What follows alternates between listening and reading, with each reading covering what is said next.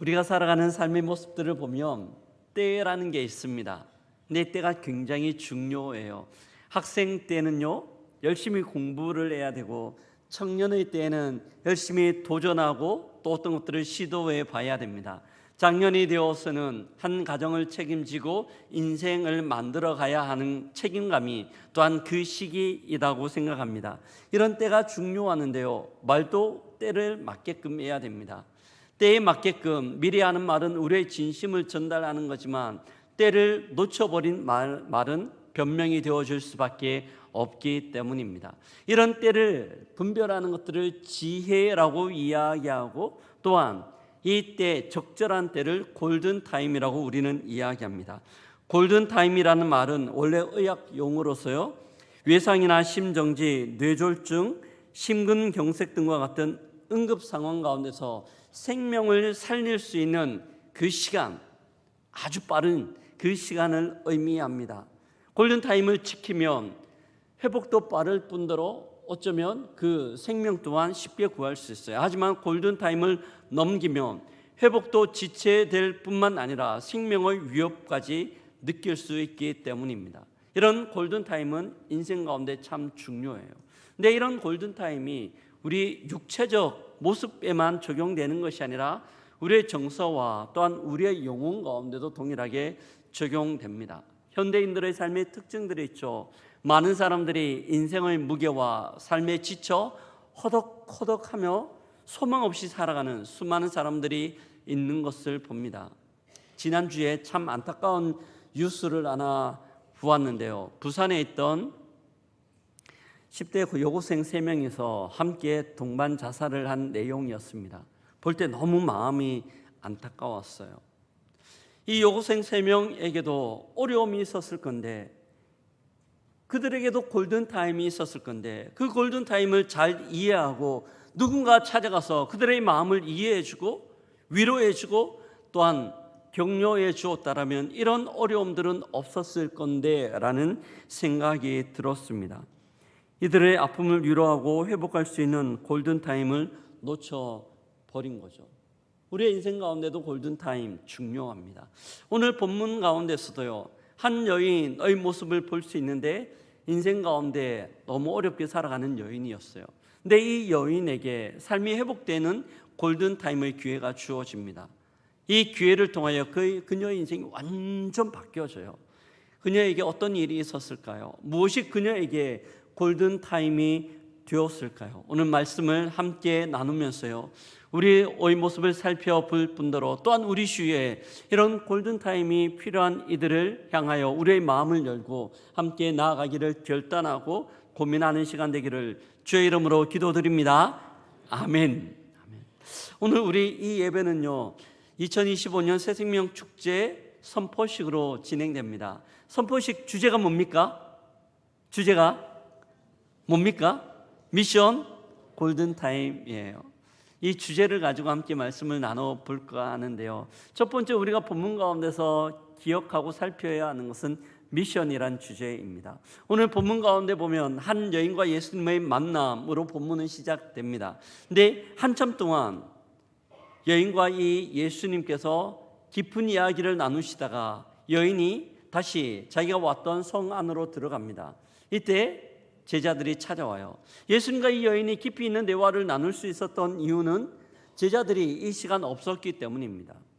먹을 것들이 없어 제자들은 동네 안으로 들어가 먹을 것들을 구하고 있던 사이에 예수님께서 여인이 대화를 하죠. 그리고 여인이 다시 성으로 들어간 이후에 제자들이 먹을 것들을 구해서 예수님께 다시 왔습니다. 예수님, 먹을 것들을 구해 왔습니다. 좀 드시지요. 많이 시장하실 건데 이 음식 드시면 좋겠습니다 라고 제자들이 주어요. 보편적으로 이렇게 제자들이 음식 주거나 아니면 어떤 사람이 음식을 건네면 어떻게 반응하는 게 상식적입니까? 어떻게 반응해야 됩니까? 아이고 고맙습니다, 음식 구한다고 수고하셨네요, 잘 먹겠습니다, 내지 같이 드시죠. 제자들을 향하여 예수님께서 그렇게 말씀하는 것이 상식입니다. 근데 예수님은 오늘 본문에 보면 32절에 조금 상식을 벗어난 반응들을 보이고 계시는데요, 나에게는 너희들이 모르는 양식이 있다 라고 이야기하시는 거예요. 제자들 입장에서는 굉장히 황당하고 당황스러웠을 겁니다.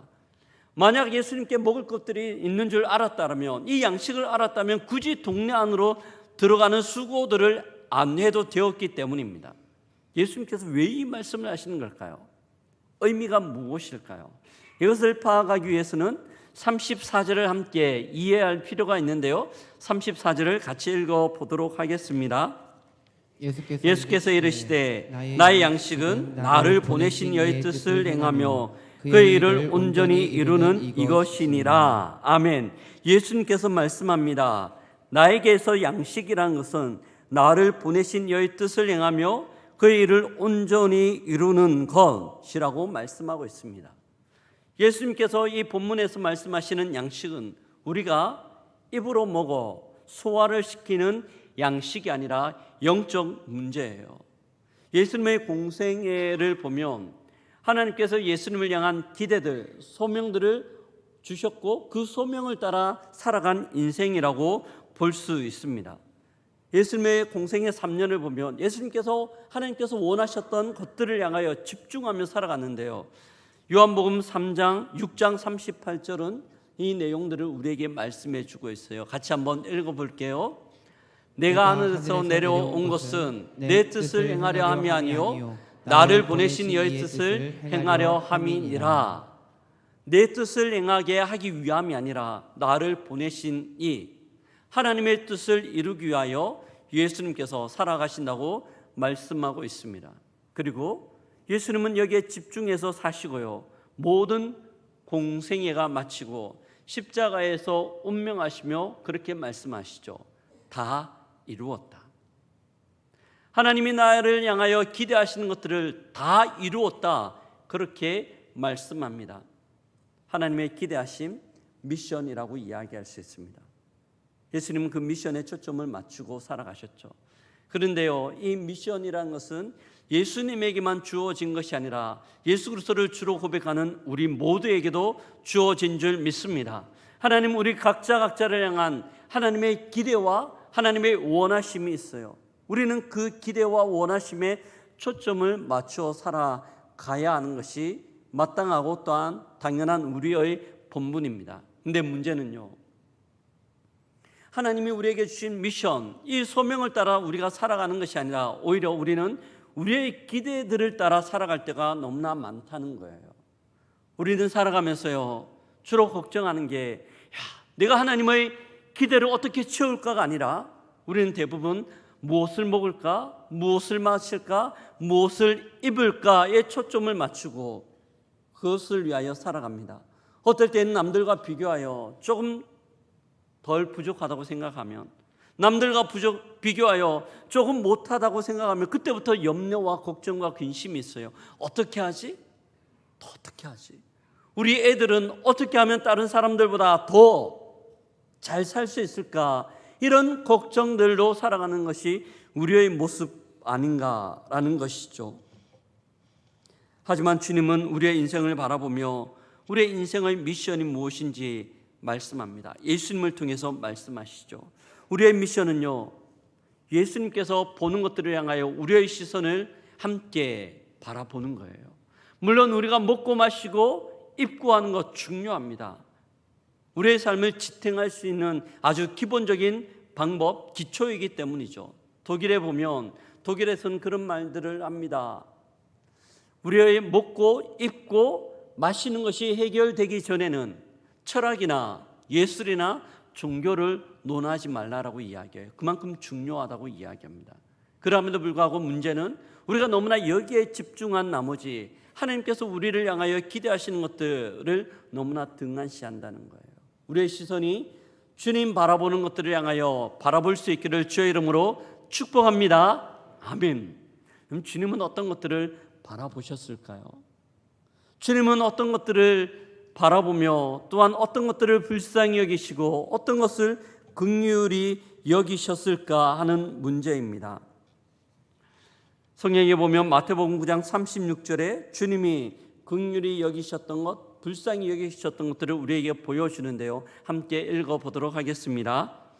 무리를 보시고 불쌍히 여기시니 이는 그들이 목자 없는 양과 같이 고생하며 기진함이라. 예수님은 불쌍히 여기셨던 것들이요, 예수를 알지 못하고 복음을 알지 못하고 참 진리를 알지 못하고 살아가는 사람들의 그 안타까운 인생을 불쌍히 여기시고 긍휼히 여기셨다라고 말씀하고 있습니다.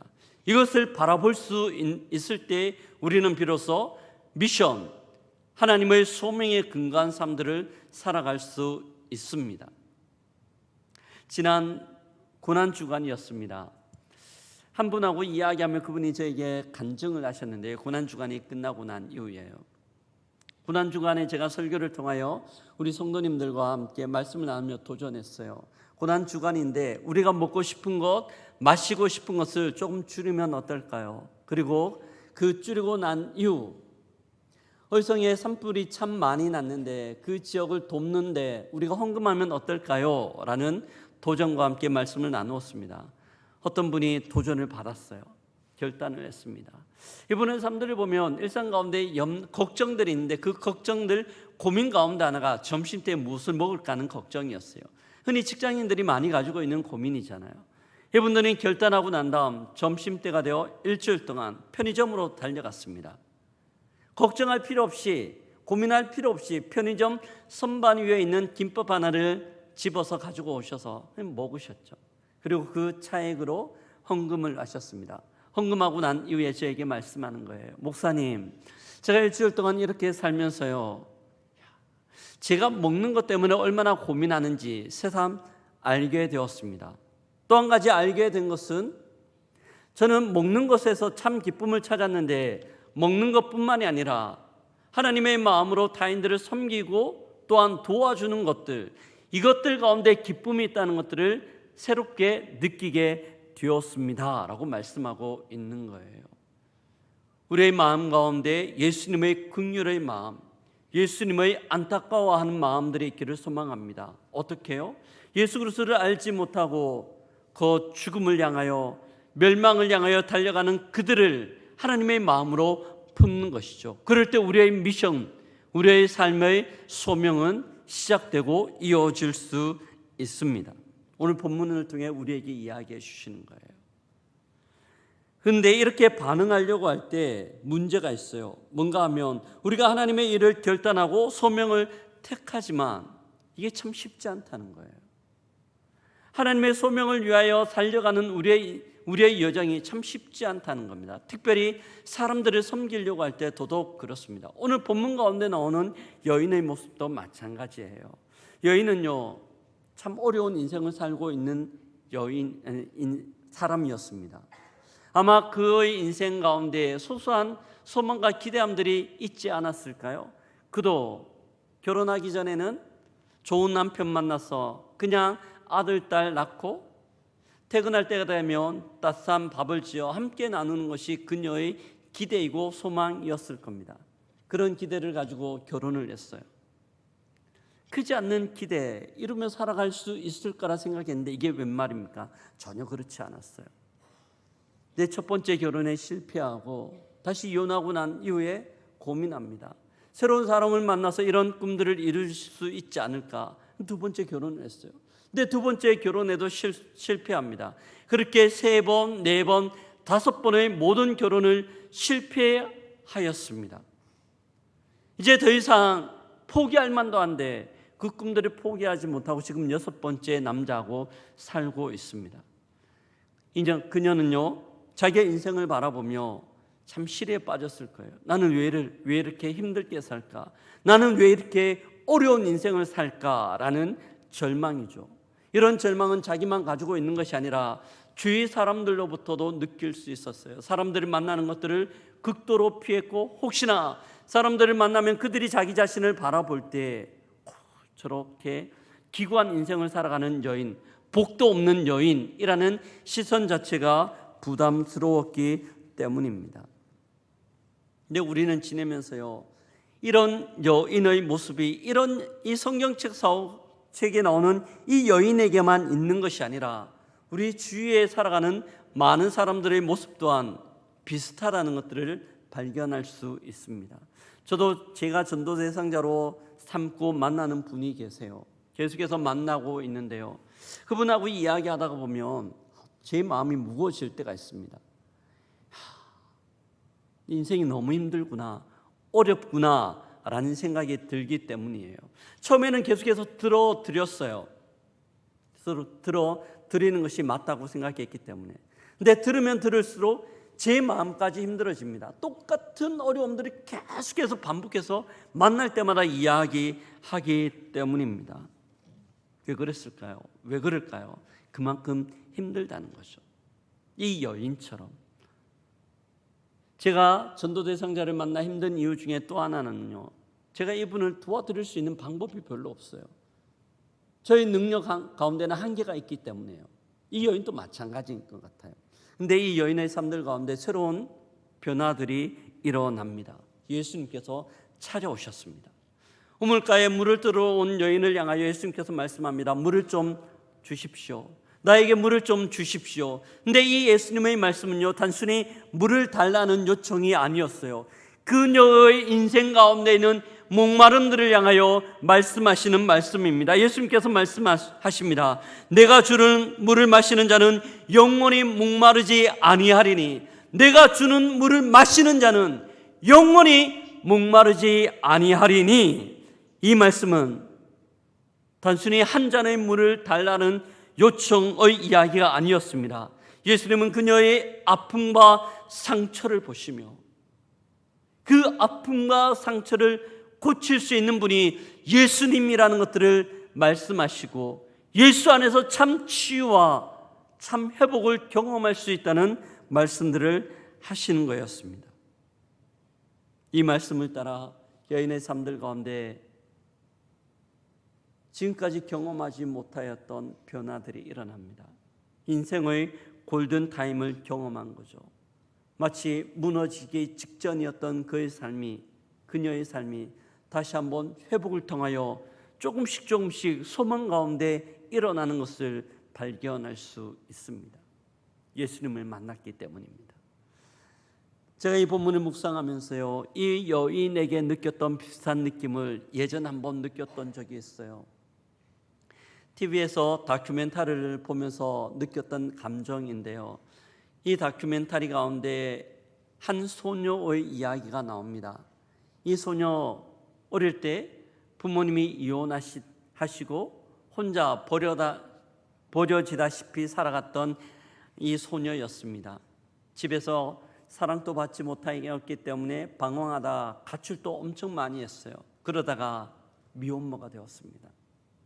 아기를 낳았어요. 어떻게 할 수 있는 방법이 없기에 미혼모 시설에 들어갔습니다. 다큐멘터리를 찍는 PD가 가서 인터뷰를 합니다. 자기의 이야기를 하는 거죠. 이 소녀가 이야기합니다. 저는 너무나 불쌍한 삶들을 살아갔습니다. 누구 하나 저를 진심으로 바라보지 않았습니다. 또한 지금은 저희 가족 또한 저를 위로해 주지 않습니다. 부끄러워하고 미워하는 것만 같아요.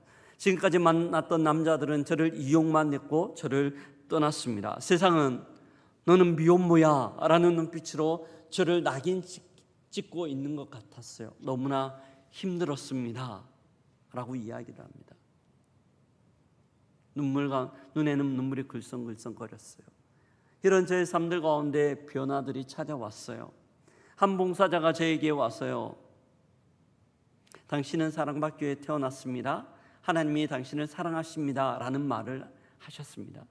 근데 그 말이 들어오지 않았어요. 의뢰 봉사자들이 하는 말이거니 라고 생각했었죠. 그러다가 한 주가 지나고 두 주가 지나고 한 달이 지나고 두 달이 지나며 그 봉사자는 저를 볼 때마다 저에게 계속해서 하나님의 말씀, 예수님을 전해주셨습니다. 그러던 어느 날 그 봉사자의 말이 제 마음 가운데 들어왔어요.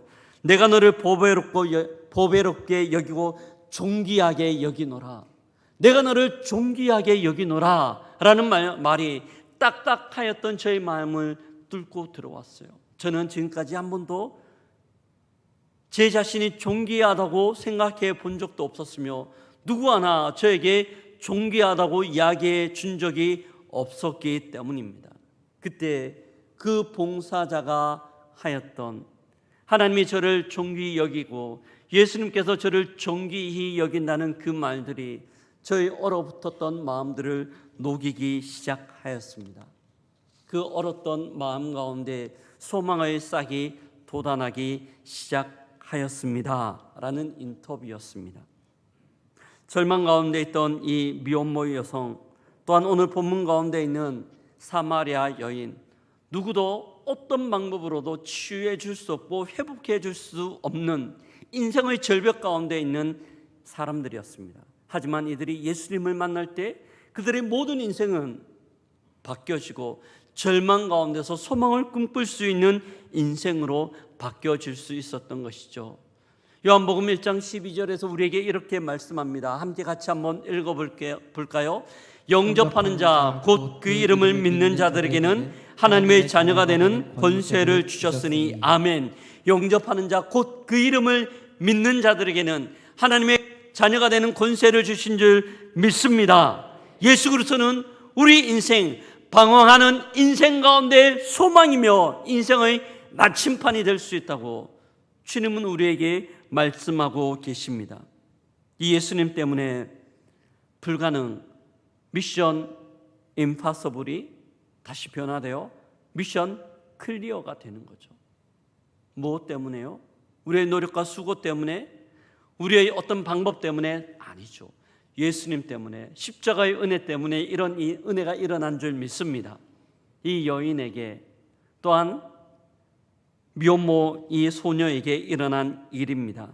주께서 말씀합니다. 내가 주는 물을 마시는 자는 영원히 목마르지 않는다고.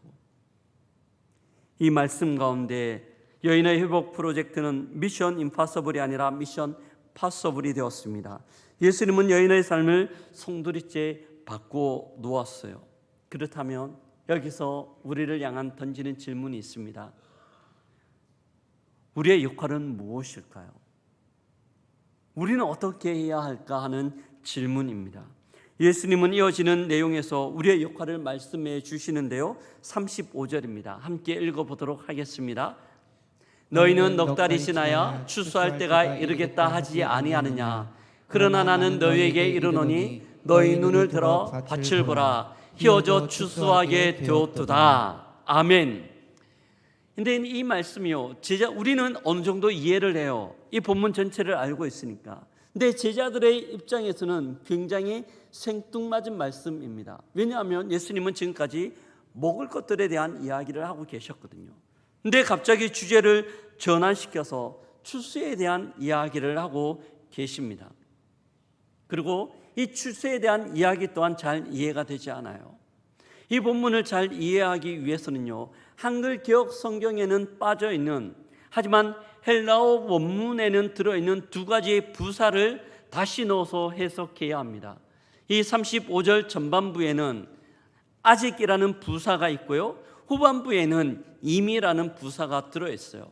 이 두 부사를 넣어서 직역하면 35절은 이렇게 해석될 수 있습니다. 함께 읽어보겠습니다. 너희는 아직 추수를 위해서는 넉 달이 남았다고 생각한다. 하지만 이미 밭은 희어져 추수 때가 되었다. 이 수가성 여인과 만났던 우물가를 보면 넓은 보리밭이 있었을 거예요. 이 보리는요, 아주 추수하려고 하면 때가 멀었습니다. 이제 싹이 나서 파릇파릇 자라나고 있는 4달이 지나야 추수할 수 있다라고 생각했고, 그들의 눈 가운데, 제자들의 눈 가운데는 그렇게 보였습니다. 하지만 예수님이 바라보시는 영적인 안목들은 전혀 달랐어요. 예수님이 바라보시는 영적 안목으로는 이미 수많은 영혼들이 추수 때를 기다리고 있으며 지금 추수해야 되는 골든타임이라고 주님은 우리에게 말씀하고 있으신 거죠. 지금이 골든타임이야, 지금 추수해야 돼 라는 말씀을 하고 있습니다. 하지만 이 말씀을 듣고 있는 제자들뿐만이 아니라 우리 또한 아직이라는 생각들을 가지고 있습니다. 여러분, 매년 우리는 새생명 축제를 합니다. 또한 선포식을 해요. 전도라는 단어를 들으면 마음 가운데 어떤 생각이 드십니까? 어떤 생각이 드세요? 전도, 그렇지, 내가 이루어야 할 사명이지. 이 예수 안 믿는 수많은 사람들 죽었어, 내가 다 예수님께 다 전도해서 데리고 올 거야 라는 기대와 소망의 마음보다는 아이고, 어떻게 하지? 목사님 저렇게 말씀하시는데 누구 데리고 오기는 와야 될 것 같은데 어떻게 하지? 내가 교회 가자는 이야기, 예수님에 대한 이야기하면 저 사람들이 나를 어떻게 생각할까? 사람들을 보니 아직 이야기할 때가 되지 않는 것 같은데, 이야기하면 민망할 것만 같은데 조금 더 기다려야 되지 않을까? 라는 생각들을 우리는 우리 스스로 할 때가 있어요. 아직 때가 되지 않았다고 생각하는 거죠. 보리를 추수하기 위해서는 4달이나 남았다고 생각하는 것처럼 지금이 아니라 언젠가는 그때가 되어질 때가 있을 거니 그때 하지, 지금은 아니야 라고 스스로 위로하고 있지는 않는가 하는 질문입니다. 이런 우리를 향하여 주님 말씀하세요. 희어져 추수할 때가 되었다. 지금이 골든 타임이다 라는 말씀들을 하고 계십니다. 이 말씀 가운데 우리는 마주 서 있어요. 사랑하는 성도 여러분, 주님이 바라보시는 영적 세계의 시계는 우리의 시간과 같지 않아요. 우리는 때가 있다고 생각하지만 그렇지 않을 때가 있기 때문입니다. 어떤 소방관이 있었어요. 이 소방관의 직업은 불을 끄고 사람들을 구해내는 것이 그의 사명이었고 그가 해야 되는, 감당해야 되는 일이었습니다. 아침이 되어 출근하는 시간이었어요. 그의 근무지를 향하여 출근하고 있는데 맞은편에 어떤 할아버지가 옵니다.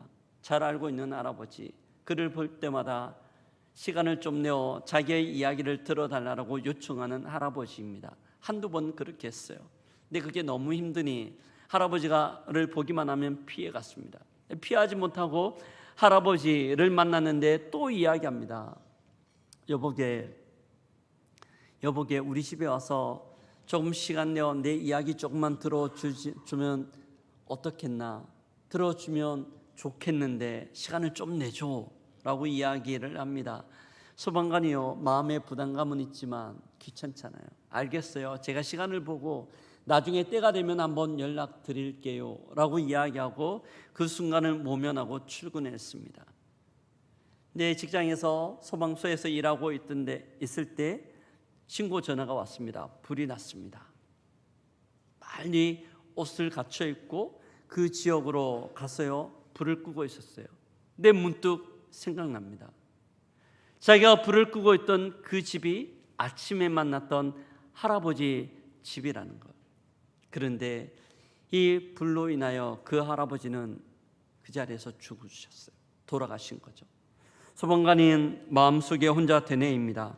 나는 사람을 살리기 위해 사는 사람인데, 그런데 가장 가까운 기회를, 가장 소중한 사람을 바로 놓쳐버렸네. 미뤘던 한 번의 기회가 이렇게 큰 후회가 될 줄, 이런 생각들을 하였습니다.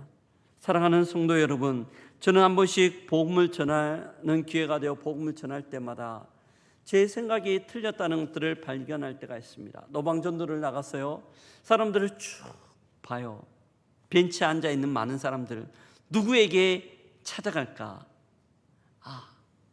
저분은 안 될 것 같아 라고 생각되는 분들이 몇 분 있어요. 그런 분들은 피해가면서 조금 잘 이야기를 들어줄 것만 같은 분들을 주로 찾아가는데요, 어느 날은 사람이 별로 없는데 딱 보니까 한 분이 앉아있어요. 근데 그분은 정말 안 될 것만 같은 사람이에요. 주저주저 하다가 그래도 시간이 남아서 그분에게 찾아갔습니다. 앉아서 이런저런 이야기하다가 복음을 이야기하는데 이게 웬걸입니까? 제가 예상했던 것과는 전혀 다르게 그분이 복음 가운데 반응을 하고 예수 그리스도를 주로 고백하며 영접 기도까지 하는 은혜가 있었습니다. 우리의 눈에는 아직이라고 생각되었지만 하나님은 그 영혼을 준비시켜 놓고 때를 기다리고 계셨던 것이죠. 이것이 골든타임이었습니다. 오늘 본문에 보면 이 여인 또한 골든타임을 발견했어요. 예수님을 만났기 때문이죠. 그리고 이 여인이 예수님을 만나고 난 이후 또한 골든타임을 놓치지 않고 있습니다. 그는 사람들을 피해 한낮에 물들어 왔지만 그녀가 피했던 사람들을 향하여 동네 안으로 뛰어 들어가요. 그리고 그녀가 했던 내용들이요, 본문 39절, 41절, 42절에 나오는데요, 같이 한번 읽어보도록 하겠습니다. 여자의 말이 내가 행한 모든 것을 그가 내게 말하였다 증언하므로 그 동네 중에 많은 사람이 예수를 믿는지라. 예수의 말씀으로 말미암아 믿는 자가 더욱 많아. 그 여자에게 말하되 이제 우리가 믿는 것은 내 말로 인함이 아니니 이는 우리가 친히 듣고 그가 참으로 세상의 구주이신 줄 알미라 하였더라. 아멘. 사마리아 성에 있던 많은 사람들이 이 여인으로 말미암아 예수님을 믿게 되었습니다. 근데 이 여인이요, 아직이라고 생각했으면 가지 못했을 거예요. 중동 지방의 문화들을 보면 한낮은 오침 시간이에요. 다 쉽니다. 절대 이동하거나 다른 사람들의 집을 찾아가면 안 돼요. 엄청난 신뢰이기 때문에. 하지만 이 여인은 자기를 무시하던 사람들을 향하여 달려가서 예수님을 전합니다. 신뢰를 무릅쓰고. 왜 그랬을까요? 지금이 예수님을 만날 수 있는 골든타임, 이 기회를 놓치면 예수님이 떠나버리면 다시 만나지 못한다는 생각 때문에 예수님이 필요한 많은 사람들을 향하여 달려갔던 것이죠. 사랑하는 성도 여러분, 우리의 마음 가운데 있는 태신자, 우리의 마음 가운데 품고 있는 전도 대상자는 누구입니까? 우리의 가족들 가운데 참 많이 있지 않습니까? 우리 주위에 많이 있지 않습니까? 그들을 향하여 우리가 전도하라고 주님이 골든타임을 말씀하심에도 불구하고 주저하고 있지 않습니까? 혹시나 불편해지지 않을까? 혹시나 이상해지지 않을까? 저 사람들이 나를 이상하게 생각하지 않을까라는 마음 때문입니다. 아니요, 지금이 골든타임이에요. 이 기회를 주께서 우리에게 주신 줄 믿습니다. 우리가 해야 되는 것은 하나님께서 붙여주신 그들을 향하여 이 기회, 골든타임을 흘러보내지 않고 나아가는 것, 이것이 하나님께서 우리에게 기대하시고 원하시는 것입니다. 말씀을 마무리합니다. 사랑하는 성도 여러분, 오늘 우리는 미션 골든타임이라는 주제를 가지고 함께 말씀을 나누었습니다. 하나님께서 우리에게 영혼을 구원할 수 있는 그 영혼의 안타까운 마음을 보고 복음으로 다가가는 미션들을 주셨습니다. 지금이 그 골든타임이에요. 마음의 부담감이 있죠. 많은 것들을 해야 된다는 생각 때문에요. 아니, 그렇지 않아요. 우리가 할 수 있는 것, 우리가 그냥 많은 것들을 하는 것이 아니라 단순히 그들을 예수님께 데리고 오면 됩니다. 저는 아바라는 뮤지컬이 좋은 기회가 될 수 있다고 생각해요. 아바라는 뮤지컬은요, 탕자의 내용들을 현대판으로 각색하여 만든 뮤지컬입니다. 익산에서 접하기 쉽지 않는 기독교 문화예요. 근데 우리가 전도 대상자들을 데리고 가서 같이 보면 됩니다. 아니면 가족들 같이 보면 돼요. 그리고 나서 식사를 하면서 어떤 느낌이 들었는지 자연스럽게 나누면서요, 예수님에 대한 이야기 넌지시 한번 할 수 있고요, 그들에게 기회를 제공해 줄 수 있지 않을까 싶어요. 하나님께서 우리에게 기대하고 계십니다. 우리는 어떻게 반응해야 될까요? 하나님께서 주신 기회, 골든타임 놓치지 않고 주의 소명을 이루는 하나님의 백성, 주의 기쁨 되는 우리 모두가 되기를 주의 이름으로 기도드립니다. 아멘.